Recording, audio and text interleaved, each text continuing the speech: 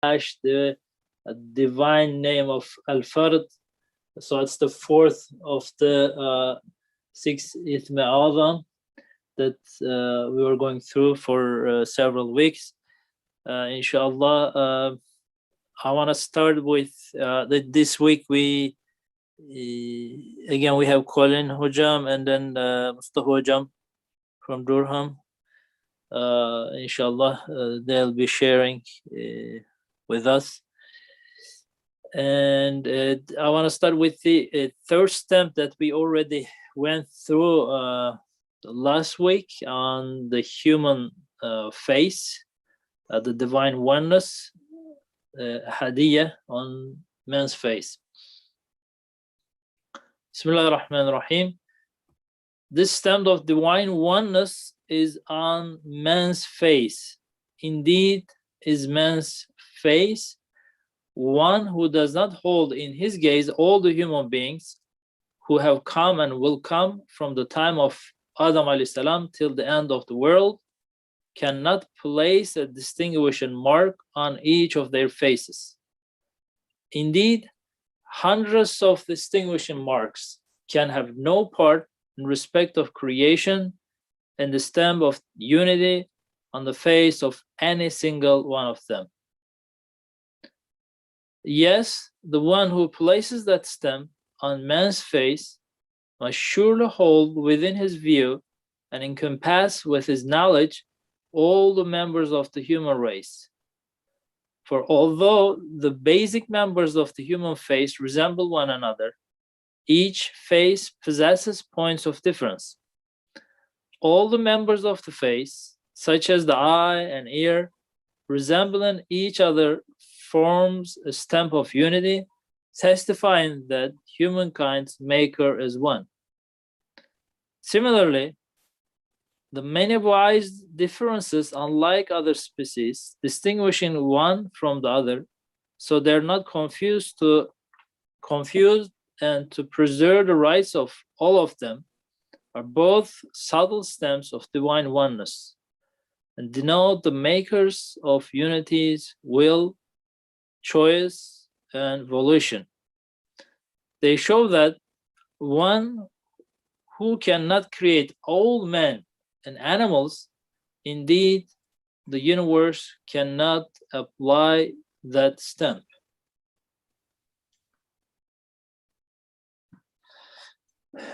So I wanted to focus on this one more time, a little bit more, since we are the human beings, and this could be a little more easier for us to experience and focus on, to observe. We talk about the unity on our members, but any of the speakers, if they want to talk about a little bit about this face, what does this include? When we say the face of the human being, is it just the physical face? Do you understand it, or how does it work for you? What does it really imply for you? Korin Hocam, you want to say a few words on this?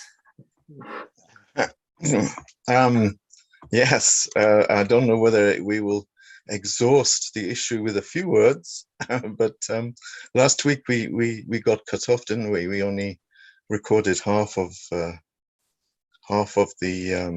session, and I think basically with this stamp of divine oneness, which is ahadiyya, I think, is that right? Yes. Ahadiyya is translated as oneness, and wahidiyya is translated as unity. We said that, you know, this is not just some dry, sterile exercise in theological nicety. You know, this whole notion of unity. We know we say, yes, divine unity, the most important tenet of the Muslim faith.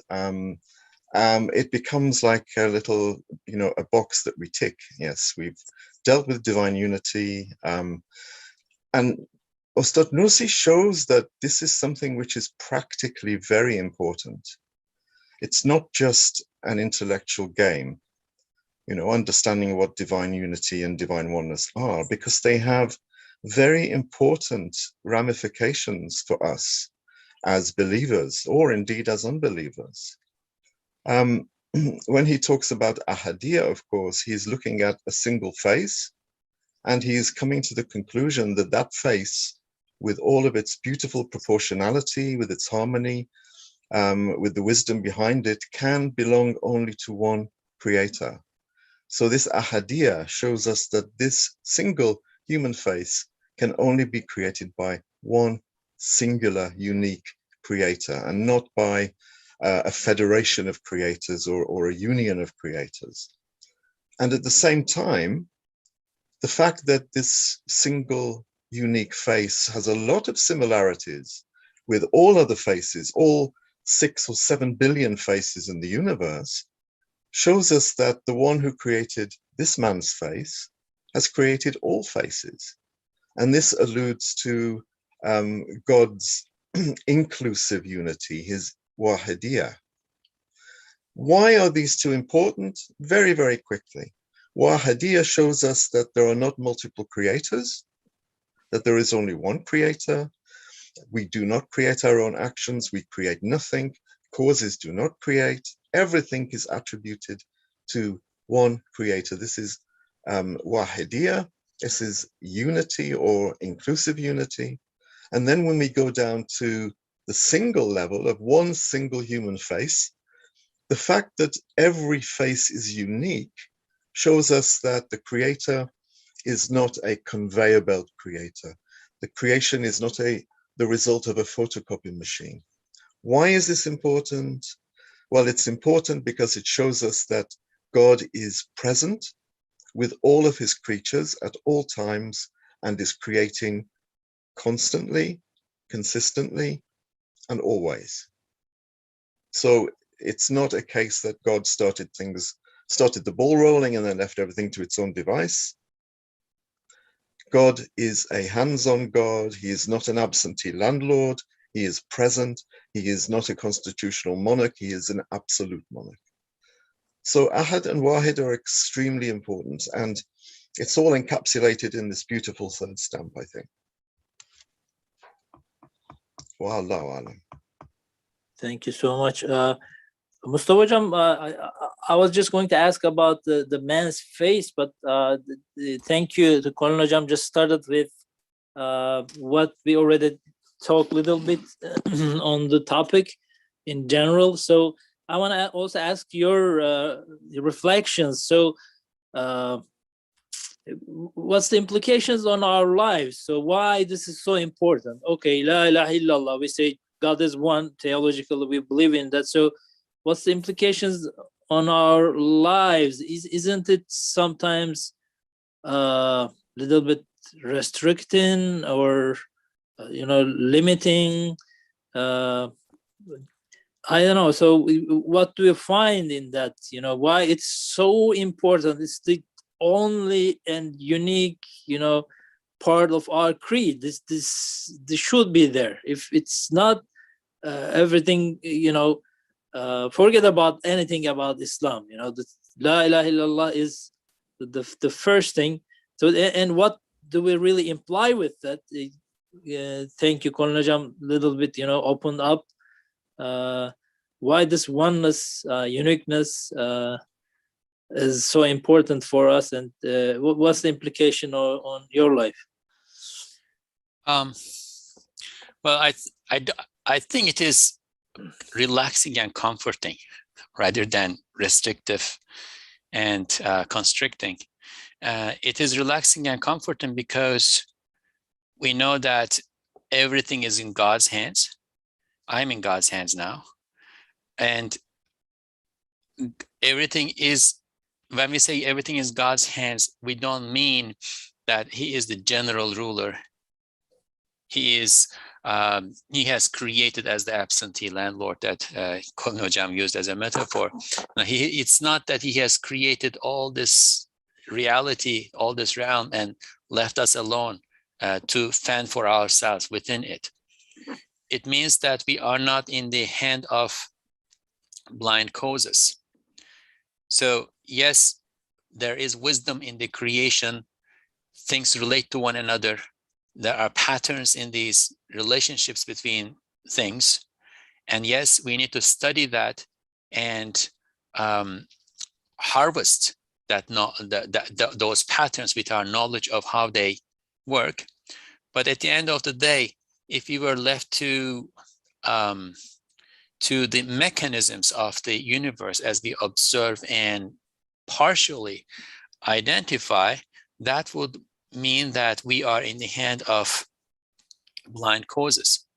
And even though that could perhaps to some extent give us some comfort, knowing that if I bend the wing of the plane a little bit in this direction, the air that goes under the wing and the air that goes over the wing is going to be different, and therefore it's going to rise into the air, etc., etc. That could perhaps give us a little bit of comfort in terms of our interaction with the material world. But at the end of the day, we all know that our life, our existence comes to an end in this material world. And what happens after that, right? So both here in this world, when we are dealing with the causes and effects, and those causes are sometimes beyond our reach, like for instance, there is this environmental crisis that's happening now.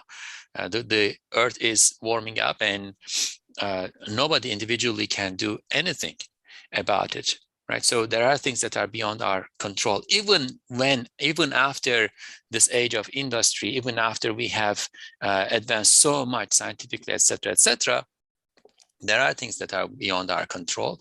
But even if we were to take things under our control to a somehow satisfactory level in this material world, we know that this is not the end of it. And we have the sense that we are going to continue. We all want to continue. Now, which is better? To be in the hands of these blind, mechanical, unconscious causes and effects that last to the point that we die, or to be in the hands of the one who is the causer of all causes? Nothing can happen without his will.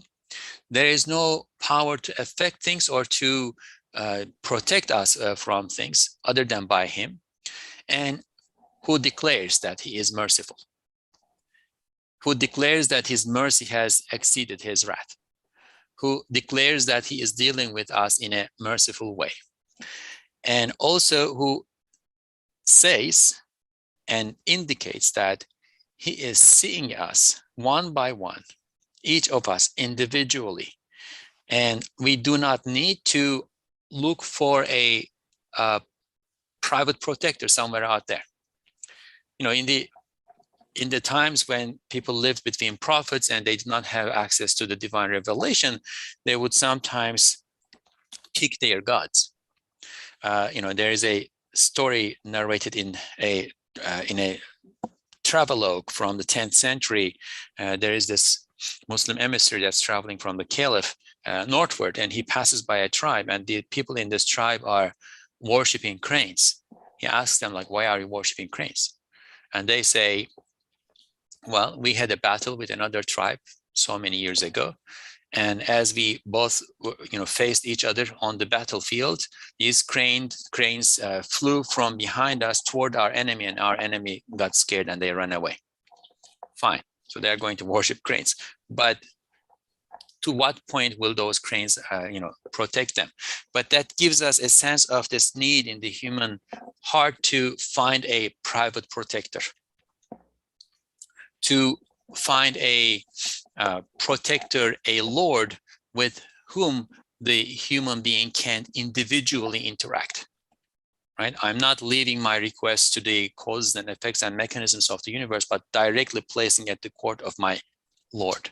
It is in our heart. We want to have that individual relationship, and that God is combining his wahidiyya and ahadiyya in his fardiyya, in his individuality, and relating to us within the within his manifestation of Wahidiyya as the Lord of all things, relating to us individually with his Ahadiyya is comforting. I can interact with my Lord individually. When I go to sajda, when I prostrate before him, I am close to him, and he is always close to me. He is closer to me than my jugular vein, right? So it is not restrictive, it is comforting. We are already restricted by the causes and effects and mechanisms of the universe. We cannot get beyond that. I cannot, float in air. I cannot live without water for, so many days. I cannot live without air for so many minutes. I'm already restricted. Within these restrictions, it is comforting to know that there is someone who is taking care of me, looking after me. He has my back. He knows my needs. He has mercy over me, mercy for me. Yeah. Thank you so much. It's beautiful. So we talk about all these universal things that we are not able to control, but even at the very individual level in our daily life, right, there's so many causes that we need to apply. So it's getting overwhelming, right? Of course, I understand that you imply that these are trust given to us, that we have we think we have some control over those certain causes. But I guess reading this particular chapter, we will gonna be a little more focusing on that. Even all those minor things that we believe we are controlling is kind of all in his hand. But in general, again, at the individual level as human beings, since we are connected to the whole universe, we cannot find a comfort, tranquility in our little hearts, because it's impossible to get the control of all those causes and mechanisms and interactions. So that's all common and ending at our individual level, I guess. All those huge universal events, so even. So thank you for underlining that for us. Yeah, just to add on to it, like, sure, we are not just statistics. This lets us know that we are not just one among 7 billion, and we can be discarded easily. We can be, subjected to general rules that pass for categories of individuals within that species, within the species that we belong to, but that could hurt us individually, right? We are individually being taken care of. We are not just, that's how human beings treat human beings. States, for instance, have, categories of citizenship, and then when they pass laws, those laws apply to categories.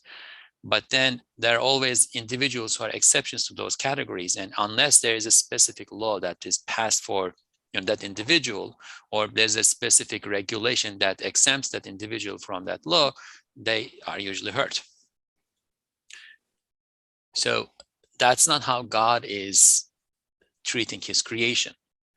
Each and every human being, each and every particle in the creation are specifically known to him, and he has power over it specifically.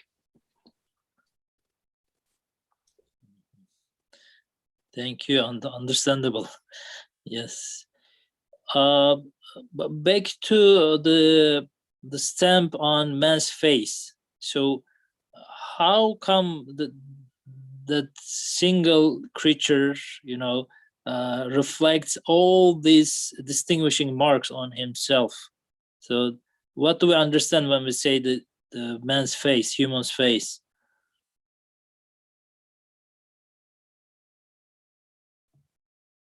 We are recognized by our faces, aren't we?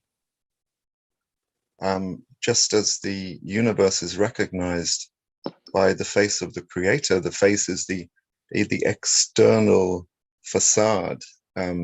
So when we say that, you know, God's face is everywhere, it's talking about the divine names are everywhere, and that everything is unique.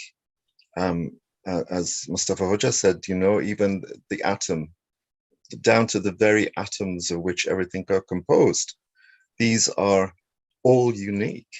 They have unique creative characteristics. They are created uniquely.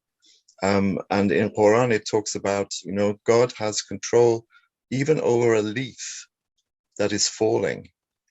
And what does that really mean? You know, we usually sort of notice the big dramatic signs. You know, when we talk about God's signs, we talk about mountains, we talk about oceans, or maybe volcanoes exploding, earthquakes. But God makes it quite clear that, look, don't forget the small things. Don't forget the things which appear to be trivial and inconsequential, such as a single leaf falling from a tree in autumn. You know, it was part of a living being, and it's as important and it's as integral to the creation as everything else. It's part of creation. And with this verse, you know, this verse about, you know, look at the leaf, God has absolute control even over the leaf. It, in a sense, desecularizes cosmic space.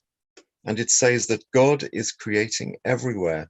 Don't just seek for God in the unusual or in the dramatic, you know, or in the gigantic. Even the small things, you know, the atom, the leaf falling that possibly no one notices. It's a kind of desecularization of cosmic space. God is creating everywhere. And the God who creates this one single human face in a small town in England is the same creator who has created all human faces because of the similarities. So in a sense, it helps us understand that there is nothing that is empty of the divine touch. There is nothing that's unaffected by God's creative power, whether it's a galaxy or whether it's a single atom. I think this is the take-home lesson from this, you know. It's teaching us not to be secular in the way that we see our creator. And also, it's teaching us not to see our creator as a first cause, you know, at some infinitesimally distant point in the past. And then he created and he let everything carry on looking after itself. So it clears up a lot of gray areas, and it makes it quite clear that God is a hands-on God, an ever-creating God, and a God that creates every single thing uniquely.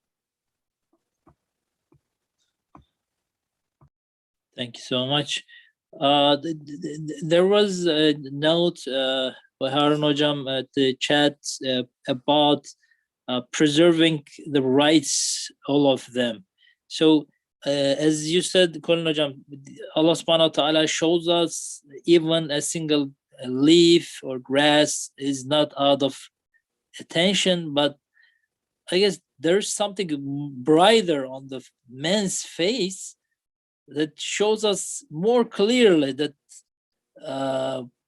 every single individual is taking care of specifically, especially, and you know, it's just there's something brighter on the man's face, right? It's so maybe every single individual, for example, is like an distinguished from all the other human beings.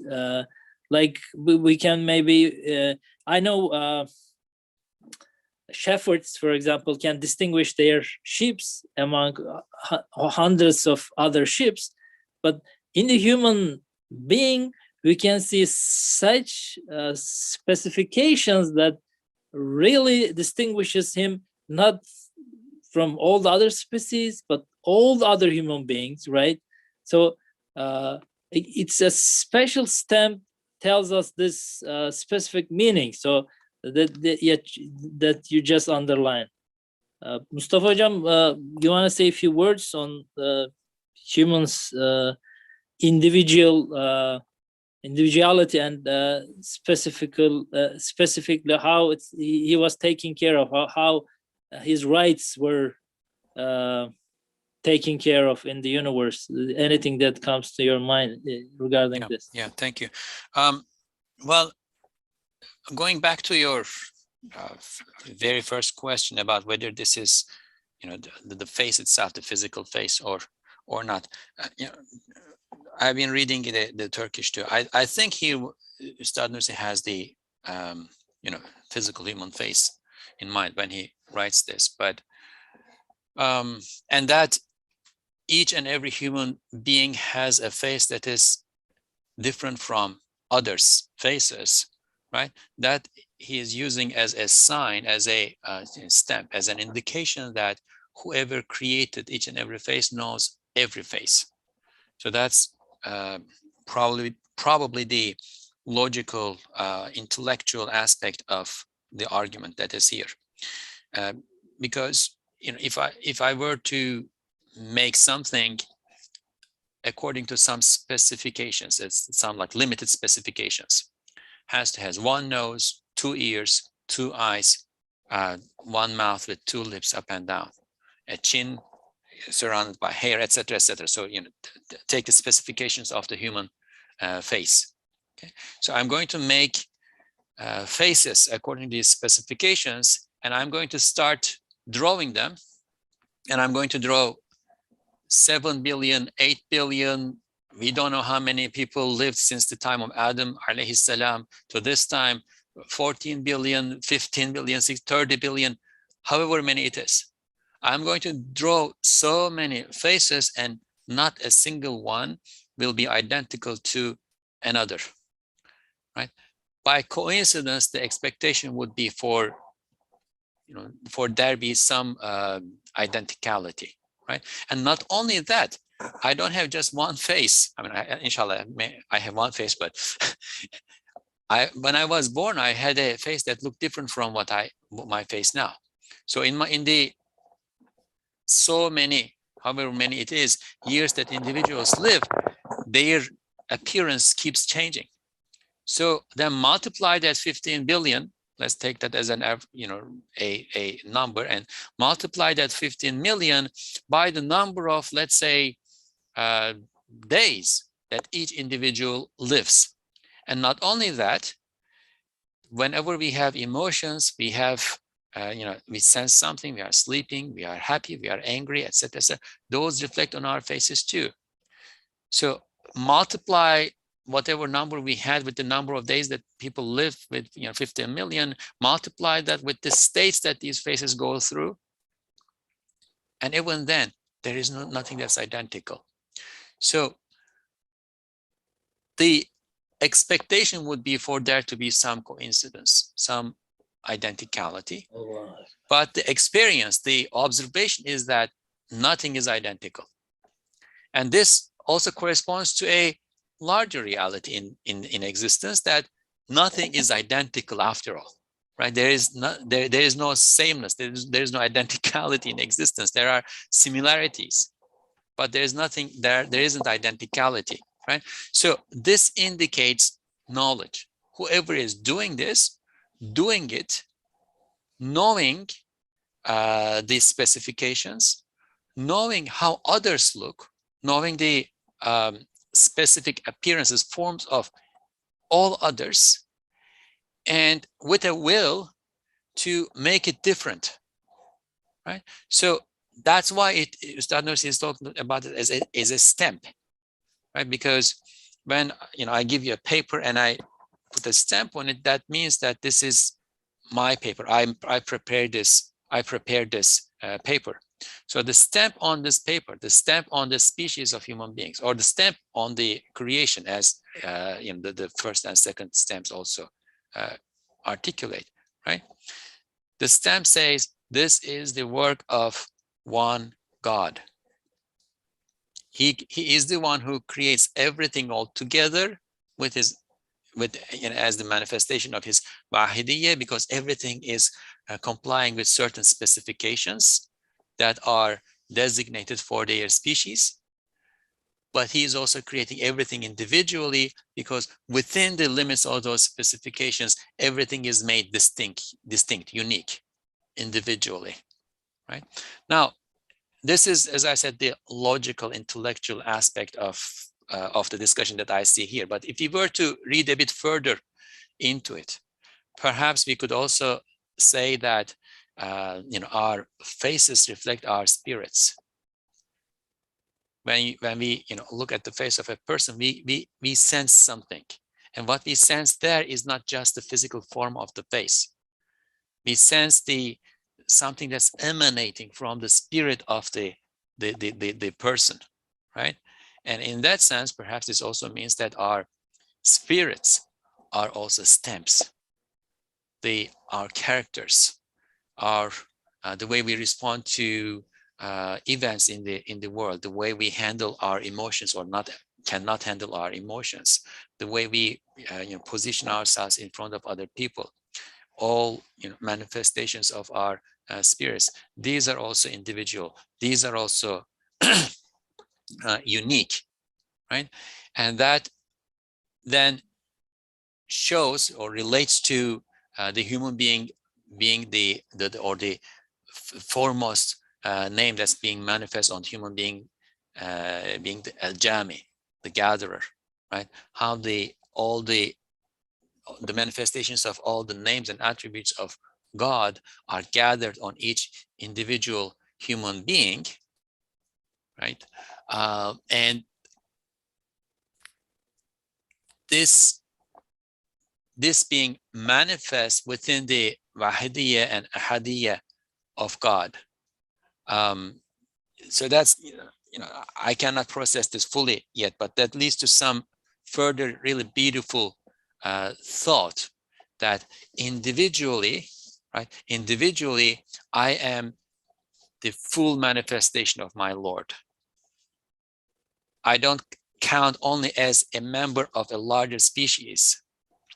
Like when we think of animals, one opinion, a strong opinion, is that animals also have spirit, and their spirit will also last, but the animal spirit is more generic. You can have one spirit can be the guiding force, can be the manager of many bodies, many forms, right?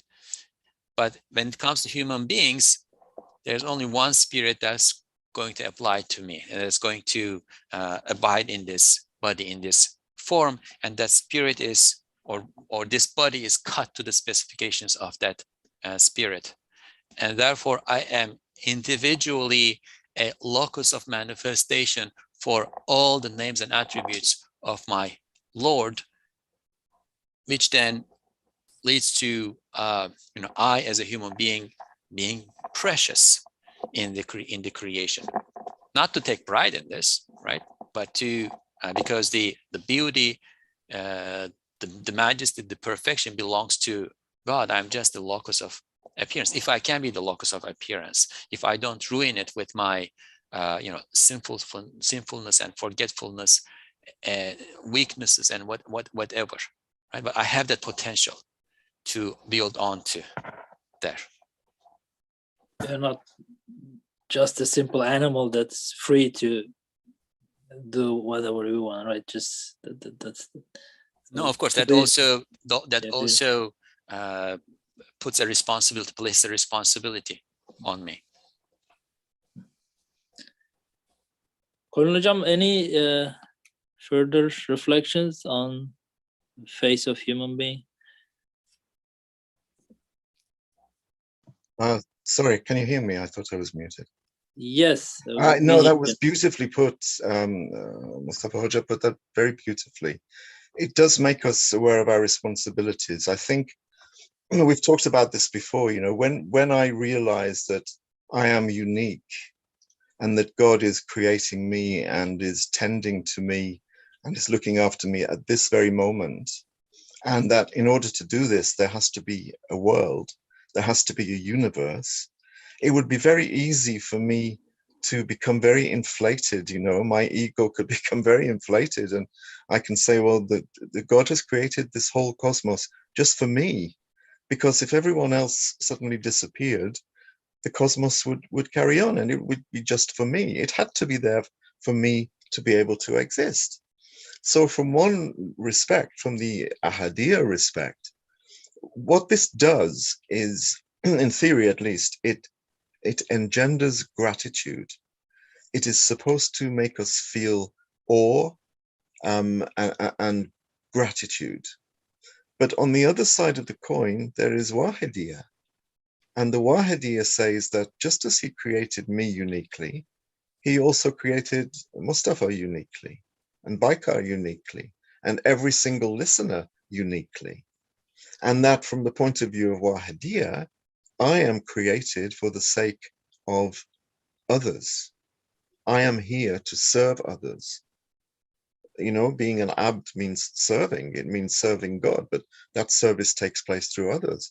And this makes us aware of our responsibility. You know, as Mustafa was saying, we become very aware of our responsibility through Wahidiyya, because we're not on our own. And from that perspective, we're the same as everyone else, and we have the same duties as everyone else. We're not special from that particular perspective. So Ahad and Wahid, it's a very good example of when Ustad talks about constellations, you know, Buruj, one name rising in the constellation of another name. Names within names, you know, so Ahad and Wahid go together. And I think when you put Ahad and Wahid together conceptually, that gives us Fard, which I think is the message in this particular section of that treatise. You know, Fard is what we get when we see Ahad and Wahid as a holistic whole. Because of course Allah is all of these things together. You know, this division between Ahad and Wahid is for us, really. It's for us to understand these very subtle aspects. But Allah, his Ahadiyya, Wahidiyya, for him is the same.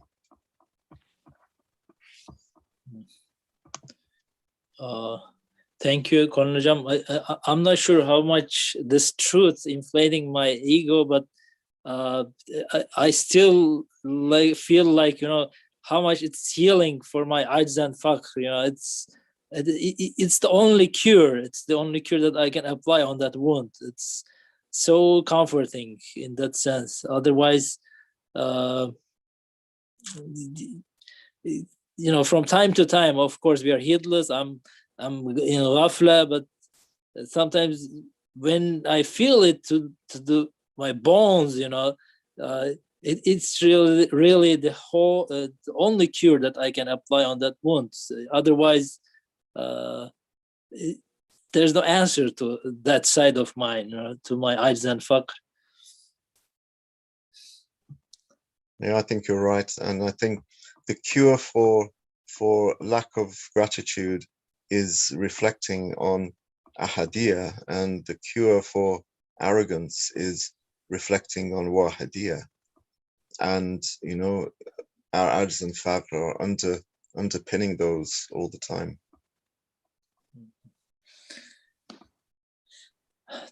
Thank you so much. Unless anything to add, I want to just skip to the next step, which is the second indication.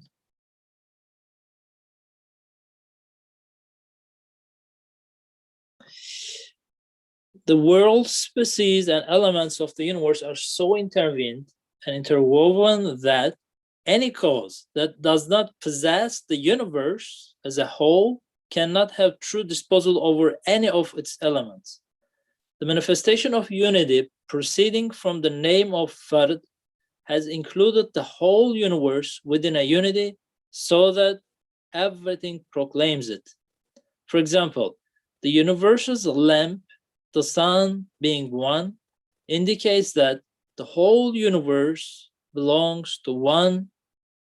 So too, the sponges of clouds which water the garden of the earth being the same, and the rain which comes to aid of all living creatures being the same and falling everywhere, And most of the animal and plant species spreading freely over the earth and their species and habitats being the same are most certain signs and testimonies indicating that all those beings, as well the places they're found, are the property of a single being. Following this analogy, the realms of beings in the universe are so interwoven. They have made the universe into a totality which is indivisible in respect of creation. A cause that does not have rule over the whole universe can govern nothing at all in respect of dominicality, rububiyyah, and creativity, khalq. It cannot make a single particle heeded. Okay. So I guess Mustafa Hocam talk about this a little bit in the beginning. So does this really give us comfort? You know, everything is just from one hand, and what comes to our mind is, you know, many of these things that he just listed. Sometimes some of us, you know, so appreciative that we are like worshiping these things. Sometimes we don't even think about these things. They're just, you know, running around randomly. Sometimes we are not pleased with them, but at the end of the day, we can see that they're not serving to just us, but the whole universe is just kind of benefiting, you know, animals, plants, whatever we are attached to or concerned about is just served by single hand, and all of them are just kind of bringing us to the same conclusion. So any reflections on this particular part? How and maybe we can start discussing a little bit. What was it been for you? The sun being one, the clouds being one. How can I understand this?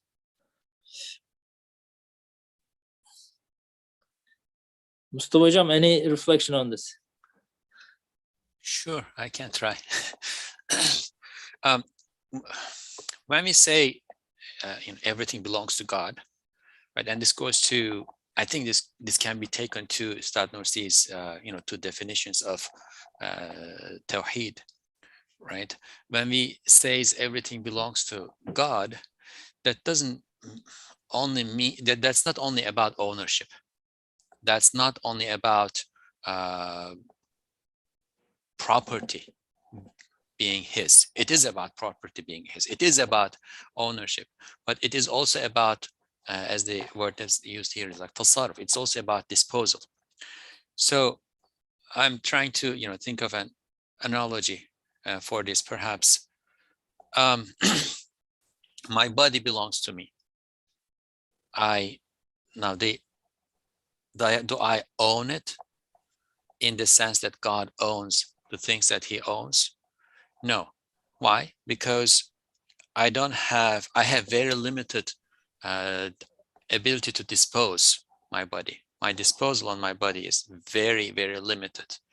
I can, on the face of it, on, you know, looking at the appearance, I can lift my hand, maybe I can grab something, maybe I can put it in my mouth, maybe I can chew and swallow, but at that point I have no control over it. It is digested and you know, taken into the bloodstream and goes to certain parts of my body. One becomes a cell for the eye, one becomes a cell for the toenail. I have no control over any of this.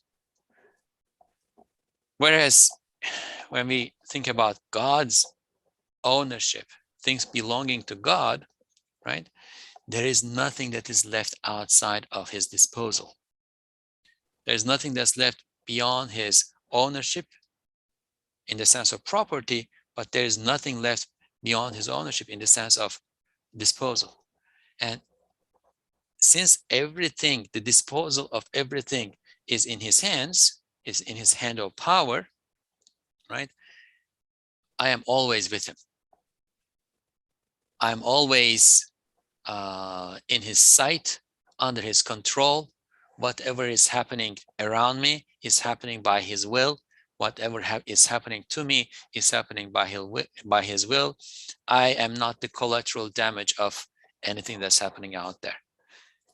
At times of tribulation, when difficulty comes to me, I know that he is the merciful. He is my Lord. He is taking care of me. Even though this appears to be difficult right now, ease is coming behind it. Ease is out there. In times of, when good things happen to me, I know that it is not because of me. He is in charge. He is doing it. It is in his hands, and it doesn't belong to me. I need to be grateful to him. The gratitude, praise and gratitude belongs to him alone, right? And my pleasure is also in showing gratitude to him, because it is my connection to him. All value and all pleasure is only by being connected, remaining connected to him. In my tribulation, through my patience, I remain connected to him. In my good times, ease, through my gratitude, I remain connected to him. And therefore, it's all good, regardless.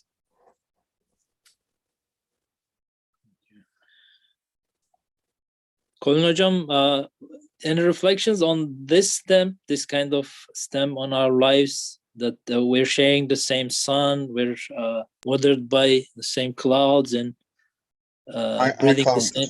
I can't improve on what Mustafa just said. Okay. It was perfect, really. It shows us, I think it all comes down, as he says, not just to ownership, but also ability, and this is part of our ads. We can't do anything, and we don't own anything. And these again go together. Ads and fat are a binary, the inability to actually create. We can't create anything. I raise my hand, but how much of me is in that raising?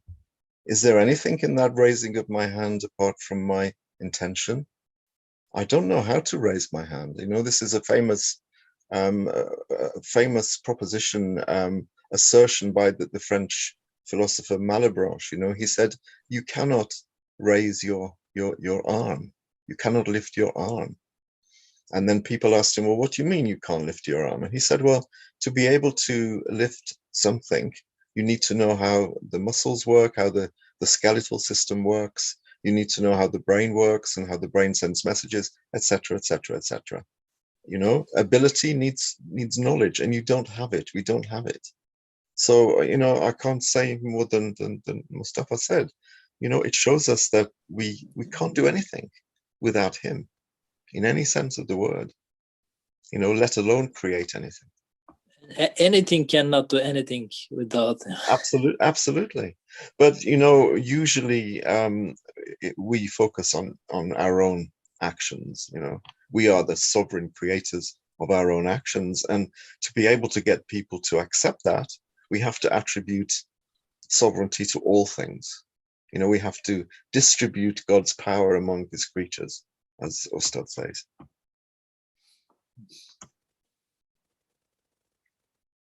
Thank you. Okay. If no more reflections on the second indication, I want to just read a short part from the chats by Shahran family. This was regarding the previous indication that the stamp on our face was a great mercy that nothing is identical, and that there are unlimited possibilities even with specifications, and yet specifics have indeed been chosen when infinite other possibilities could exist. One has to be in awe of whoever is creating this. I was once almost arrested because an unknown look-alike had committed a crime. Once the police officer noticed his error, he pulled up the criminal's photo, and it was from slight differences that my innocence was secured. So this was a good example of securing the justice for every single individual. I want to just quickly go over the third indication. We have a very short time. Through its greatest manifestation, the name Al-Fard has made the universe into innumerable missives of the eternal episode one, the Samad, whereby each displays seals of divine oneness and stamps of unity to the number of its words, as though printed, and points to its scribe to the number of those seals. Yes, all flowers, all fruits, all grasses, and all animals even, and all trees are seals of divine oneness and stamps of divine unity, which together with the places they're found, which take the form of missives, are like signatures, showing the one who wrote the place. For example, a buttercup in a garden is like a seal of the garden's inscriber. Whosoever seal the flower is, all flowers of the same sort on the face of the earth indicate clearly that they are his words and that the garden too is his writing. This means that all things ascribe everything to the one who created them, pointing to a maximum affirmation of divine unity. So this is also an interesting part that we need to think about. So we see, certain evidences, certain testimonies to the oneness of the doer, of the creator, but it's kind of, as we previously talked, like a stamp concurring or covering, including the whole thing for us.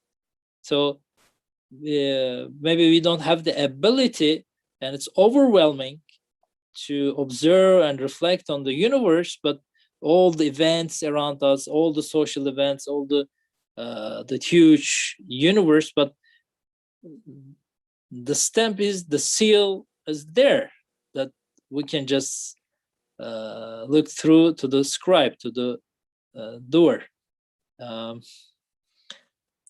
Any reflection on this shortly, Mustafa Hocam? I can just turn to you first. Maybe turn to Colonel Hocam first. I'm still thinking. Okay. Colonel Hocam? I'm still thinking as well. Also, I was going to ask, but we don't have time now, whether Harun Hoja would say a bit more about systems theory, because I think it's very, very relevant to Ahad and Wahid.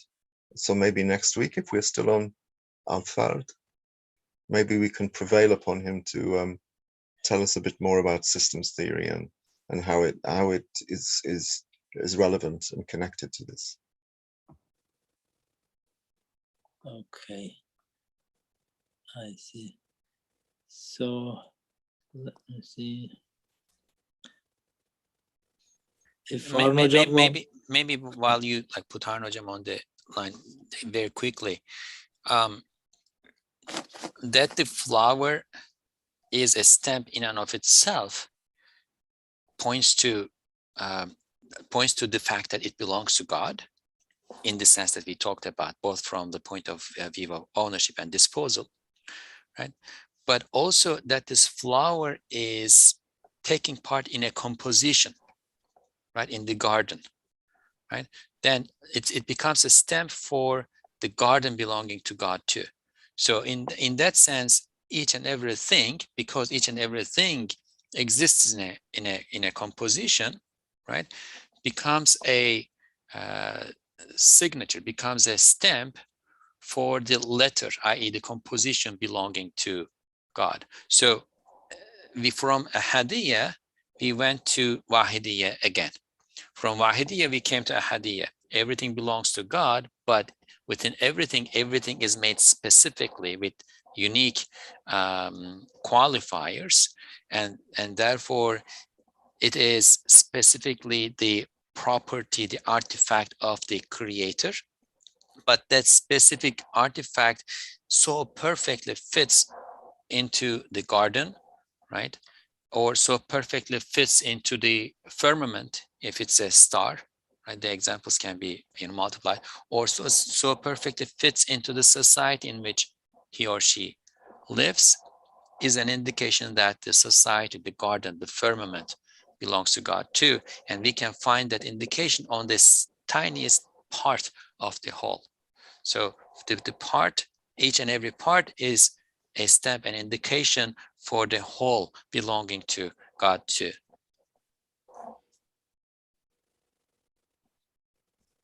Thank you, Mustafa Hocam.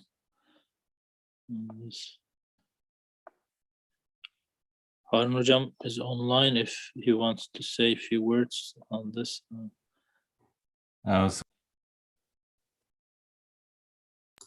Assalamu alaikum. I think I unmuted while you try to unmute myself too. Okay. You know, I was listening, and it's a huge topic, and it's wonderful reflections. Thanks to all of you, each of you. Yes, you know, it's end of the time, but I know what Colin Hocam really means when he says systems theory. It's amazing. And it is very relevant at this point, definitely. It's mainly talking about what a particle is, what a whole is, what a part is. And, you know, there are many different definitions, but to cite some literature, people, you know, regardless of the fate they are designated in, people thought, you know, it's out of intellectual effort. So everybody sees that, you know, if there is something going on, such as manufacturing or production, it's a system. It's not a single part doing the job, you know. Since it's the system acting, you know, we need to talk about what system is. And with this respect, you know, if we are going to say the system has to have a purpose behind, then all the parts of the system should be connected to each other. At least, you know, there shouldn't be any independent subsets of systems which are alienated from the rest of the system. So that means they should really be connected to each other with respect to parts and, you know, acting synchronously. So, yeah, there are lots to say. But more importantly, I think we should just see that anything, any limb of human, for instance, even particular cells that we have, they are not individual, they're whole, everything is holistic. And here, Ustad Nursi, I think, attracts our attention that by the reflection of name fards, you know, everything we can sense is individual. Like a cell is not just, Mustafa Hocam mentioned, it's not part of a statistics. Like we have 1 trillion cells and one of this 1 trillion cell is there. It's not like that. A cell is itself a manufacturing system. Even there is this famous popular, you know, magazine, Science, you know, it's very prestigious journal.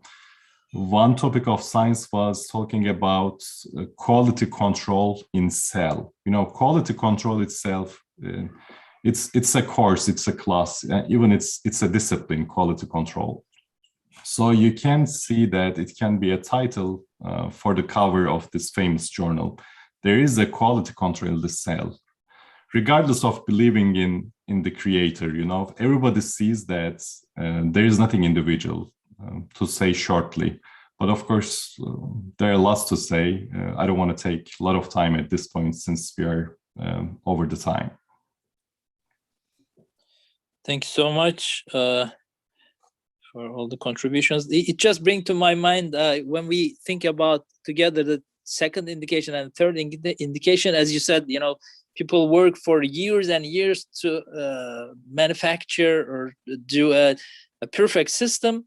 But when they want to bring those two systems together to work together, it will need years and years of additional work to bring them together, and still there are a lot of flaws in between that you can't put them together to work together.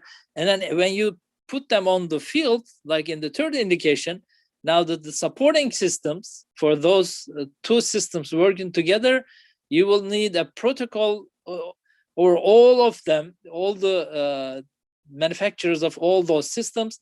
So this takes years and years. So we can see in the universe there is no gap for this. There's no place for this. Everything is just intervened and worked together perfectly. All those different systems, different from galaxies to the minuscule level, all of them works together. Maybe just I forgot to mention about this coronavirus, you know, since maybe all of you are aware that there's a new variant, what it's called. So we are talking about virus variants, you know, these are micro scale, nanoscale creatures, right? Even viruses, they are such an amazing systems, and, you know, they're just changing a little bit and they're becoming a different system. So human beings just naming them differently. Just beta variant, delta variant, whatever you name it, you're just naming it. Why do you name it? Because they are very individual. So Allah is creating even viruses, to our understanding, very individually, so that they are showing slightly different features that as humanity we are coping to understand how it works. Mm-hmm. Thank you so much. If there's no reflections before we're closing, I want to ask Mustafa Hocam for a short dua. I'll say what I always say. I leave that to Koyun Hocam.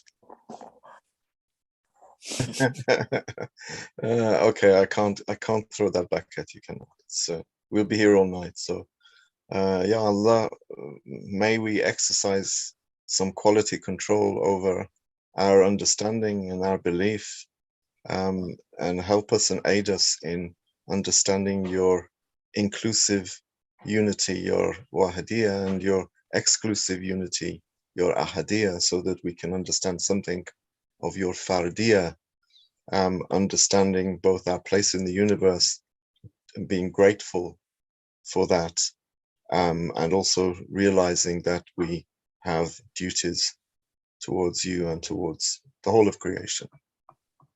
Inshallah. Al-Fatiha.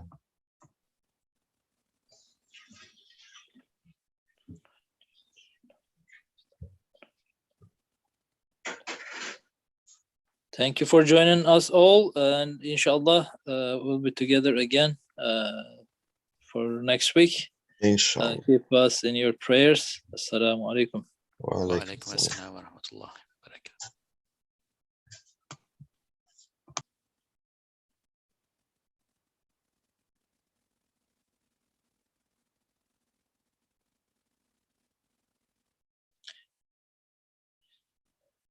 It was.